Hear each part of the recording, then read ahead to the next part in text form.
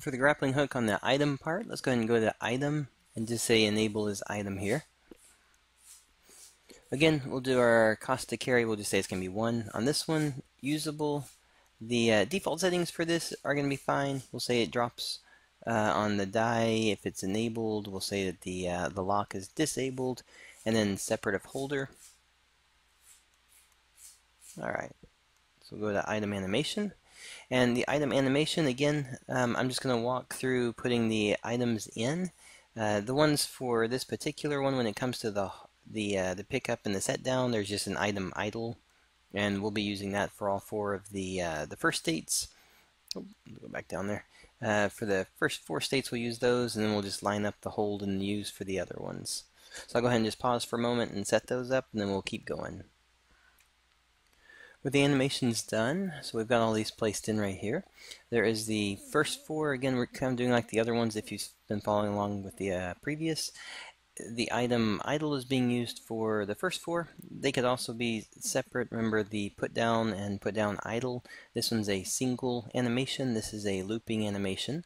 You have the hold item animations, and then you have the use. Alright. For the other parts of the item, again, you can use the audio and place that in.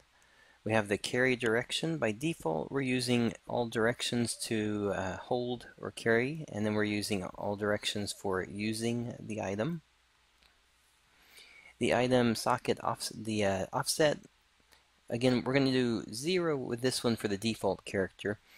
If your item needs to be a little bit off from the center point of the character, then you can use the X and Y. So the first one would be X left and right, Y would be up and down.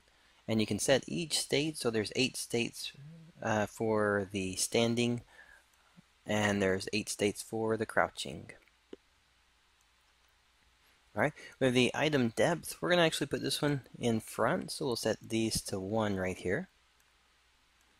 Now, just as a reminder, this is saying item depth in a generic sense. If the player is put at layer 1, like if you put the player with a offset as 1, then these 2 would be on the same side, so you may have either a flickering, or you may have it where it's in front or behind sometimes. So be sure that if you know your player is at 0, then you know that you can confidently put it here, but if not, then you can move it up a little bit. Alright, and then the item joystick, we'll do the 8 directional.